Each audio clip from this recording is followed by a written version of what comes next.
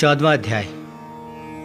इस अध्याय में श्री भगवान अर्जुन को सत्व, रजस और तमस 3 गुणों के बारे में और इनके क्या क्या फल हैं उनके बारे में बताते हैं, और जो इन तीनों गुणों से भी ऊपर उठ जाता है उसकी विशेषताएं बताते हैं। अध्याय श्री भगवान कहते हैं, पार्थ, अब मैं तुझे ज्ञानों में भी जो सबसे श्रेष्ठ ज्ञान है वह ज्ञान बताता हूँ, जिसे जानने से सभी ऋषि मुनि संसार से ऊपर उठकर परम गति तक पहुँच गए हैं। इस ज्ञान का सहारा लेकर और मेरे स्वरूप वाला, मेरे जैसा ही बनकर वे सृष्टि के आरंभ के समय ना तो जन्म लेते हैं और ना ही प्रलय आने पर वे विलीन होते हैं।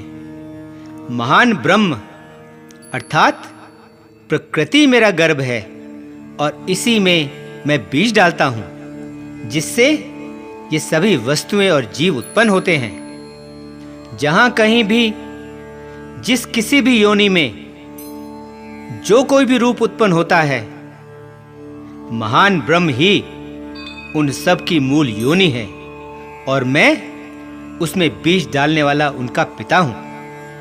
सत्य, रजस और तमस अर्थात अच्छाई, आवेश और आलस्य, ये तीनों गुण प्रकृति से ही उत्पन्न हुए हैं और ये तीनों अनश्वर आत्मा को शरीर में बांधकर रखते हैं। इन तीनों में सद्गुण निर्मल और विकार रहित है। यह प्रकाश करने वाला है और पाप कर्म से मुक्ति दिलाने वाला है, लेकिन सद्गुण भी मनुष्य को सुख और ज्ञान, इन दोनों के अभिमान से बंधन में डालता है। रजोगुण कामना और आसक्ति अर्थात लगाव से उत्पन्न होता है। यह मनुष्य को कर्म और उस कर्म के फल की इच्छा और उसके साथ लगाव से बंधन में डाल देता है। तमस अज्ञान से उत्पन्न होता है और यह मनुष्य को मोह में डाले रखता है। यह लापरवाही, आलस्य और निद्रा द्वारा मनुष्य को बंधन में डाले रखता है। सत्गुण मनुष्य को सुख आनंद में, रजोगुण उसे कर्म में और तमोगुण उसके ज्ञान को ढककर मनुष्य को प्रमाद अर्थात लापरवाही में लगाता है। समय समय पर, युग युग में इन तीनों गुणों में से एक प्रधान हो जाता है और बाकी दोनों दब जाते हैं। सद्गुण प्रधान होता है रजोगुण और तमोगुण को दबाकर, रजोगुण प्रधान होता है सत्गुण और तमोगुण को दबाकर, और इसी प्रकार तमोगुण प्रधान होता है सत्गुण और रजोगुण को दबाकर। जब ज्ञान का प्रकाश, विवेक शक्ति और चेतना, ये सब मनुष्य के शरीर और उसकी इंद्रियों में, उसके अंतःकरण में दिखने लगे, तब समझना चाहिए कि उसमें सत्गुण बढ़ रहा है और वह प्रधान है। जब लोभ, प्रवृत्ति, सकाम कर्म, अशांति, अनियंत्रित इच्छा और बहुत अधिक लालसा, ये सब मनुष्य में उत्पन्न होने लगे, तब समझना चाहिए कि उसमें रजोगुण बढ़ रहा है और वह प्रधान है।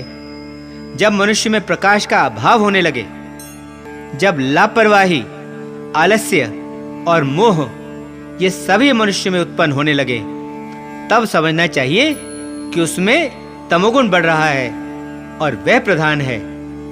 सुन पार्थ, मनुष्य की आत्मा उसके शरीर के मरने के बाद कहां जाएगी, इस बात पर निर्भर करती है कि उसकी मृत्यु किस दशा में होती है। यदि मनुष्य की मृत्यु उस दशा में हो जब सद्गुण प्रधान हो, तब उसकी आत्मा परम को जानने वालों के विशुद्ध लोकों में जाएगी, उनमें जन्म लेगी।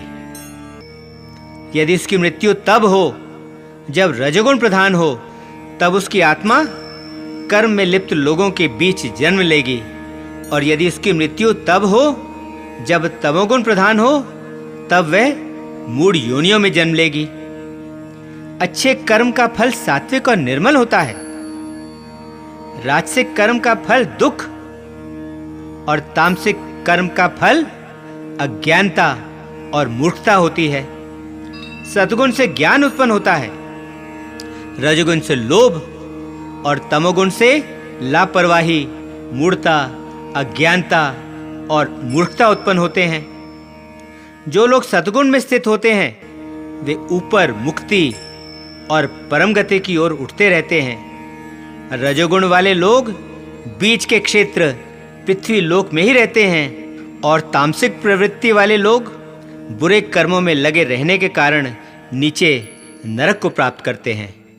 जब मनुष्य यह जान लेता है कि सभी कर्मों में इन तीनों गुणों के अलावा और कोई कर्ता नहीं है, और जब वह उसको भी जान लेता है जो कि इन तीनों गुणों से भी परे है, तब वह मेरे स्वरूप को पा लेता है, तब वह मेरे जैसा ही बन जाता है। जब मनुष्य शरीर से उत्पन्न होने वाले सत्व, रजस और तमस इन तीनों गुणों से ऊपर उठ जाता है, तब वह जन्म, मरण, वृद्ध अवस्था और दुखों से छूट जाता है और तब उसे अमर जीवन मिल जाता है। अर्जुन इसके बारे में और अधिक जानना चाहता है और केशव से पूछता है, ए केशव, जो व्यक्ति इन तीनों गुणों से ऊपर उठ जाता है उसकी क्या पहचान होती है, उसका आचरण कैसे होता है और वह इन तीनों गुणों से परे कैसे पहुंचता है?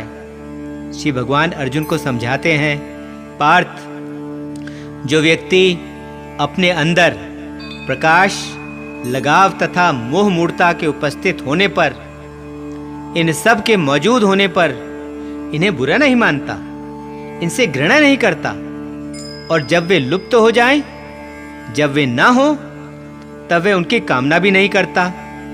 सदा संतुष्ट, सदा इच्छा मुक्त, वह गुणों की समस्त प्रतिक्रियाओं से, गुणों के खेल से बिना उनसे विचलित हुए उनमें समभाव से अनछुआ शांत बैठा रहता है।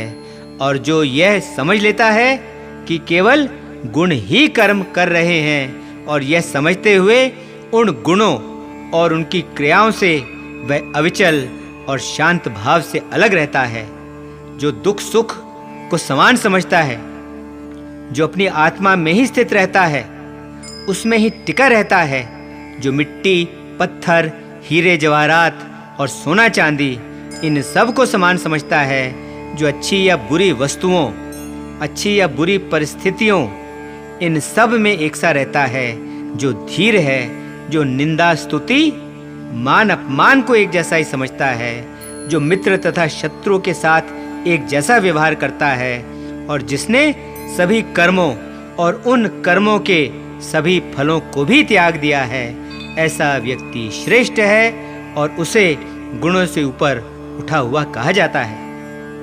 जो व्यक्ति बिना विचलित हुए भक्ति योग से मेरी सेवा करता है, वह तीनों गुणों से ऊपर उठकर परम ब्रह्म को प्राप्त कर लेता है। और क्योंकि मैं अमर अनश्वर ब्रह्म और शाश्वत धर्म तथा परम आनंद का निवास स्थान हूँ, जो पूरी भक्ति, पूरी श्रद्धा और पूरी निष्ठा से मेरी सेवा और उपासना करता है, वह तीनों गुणों से ऊपर उठ जाता है और मुझे प्राप्त कर लेता है। 14वां अध्याय समाप्त। ओम शांति शांति शांति। ओम।